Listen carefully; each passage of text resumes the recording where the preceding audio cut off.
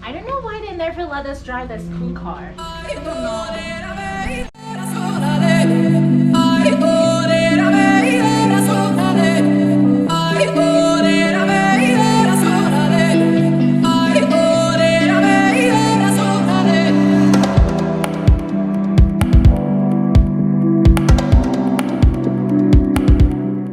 Jason, I know what you think. This isn't your mama's grocery getter. I can't talk to this woman without getting a hard time.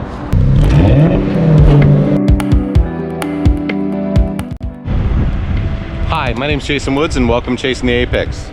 Behind me, I have a Porsche Panamera S, courtesy of YC Autogroup.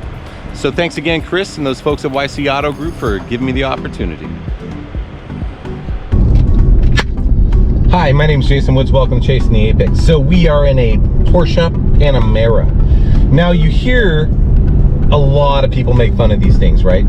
But I mean, let's talk about this, right? Because Stuttgart made something that's about 550 horsepower in the S version with its own adjustable suspension in a four-door fashion, right? And in true Stuttgart fashion, I mean, it's got an adjustable suspension. I mean, it's got the sport mode is amazing, but it's got a lot of other creature comforts that you wouldn't expect. But so let's give some initial responses. I'm just taking off in the vehicle right now, so you know it's pick up and go is really good. And I haven't touched the sport mode yet, you know, because we're gonna go do some twisty things with that, because that's what we do. The interior's huge, man. It's like the size of a small SUV in many ways. I like this. I'm really digging these whole like dual panorama roofs. So like if you had like multiple people in the back and you were going touring, like let's say you were going touring with like 4 people, man, that's cool because they can have the same experience that you would as a driver, which is really rare because generally the driver experience is very different than the passenger. But it looks to me like Porsche really went out of their way to create something that is overall enjoyable for everybody. And we're gonna see what that looks like. So what's really interesting to me is you have the adjustable suspension. And on the display field, right? So as you kind of click through that, because it's over here, you know, you can kind of see it. You click it, you click drive in this big center console, and then immediately it comes up. It says normal, sport, individual, you know, and you can set the chassis to sport, sport plus, or normal. You know, setting it to sport obviously is going to open up the exhaust valves, and it's going to come to life, right? And it's really a strange feeling getting into something so designed towards something else, but really keeps the driver in mind. So I mean, Stuttgart really did a wonderful job here. They created something that really suits all needs, and I don't think I could say that about anything else currently, you know. And I really, you know, externally it's very beautiful, you know. It looks very Stuttgart, very Porsche, you know. And when you get inside, that's exactly what you get. You get very Porsche. You can feel that quality. The fit and finish is amazing. The steering wheel's amazing. You know, it's very 4S-esque. You know, if that's a word, 4S-esque. But no, truly brilliant. So we're gonna get on it here. We're gonna go on the freeway, and then we're gonna get on it a little bit. You know, obviously I put it in sport because I want to hear, man. I want to hear, because that's kind of part of the experience. The experience for me is the sensory overload that you kind of go through, you know, as a driver, right? And managing that, right? Because you manage that as a driver, but it allows you to hear what's occurring. So it's very quiet, and then, you know, I'm just gonna get right on that. The air conditioning is wonderful, by the way. It's like 81 degrees outside. I'm sweating my booty off, and it's really working well. So let's get on this and see what it looks like. I like feeling the steering step. Oh my God, that's a Porsche. Holy heck, that feels like a Porsche. Wow, that's impressive. My goodness, that's nothing to scoff at. You hear people, oh my God, it's not a real Porsche. No, this is a Porsche.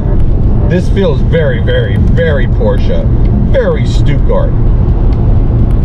And even though the electronic nannies are there, the best part about this is you can turn them off.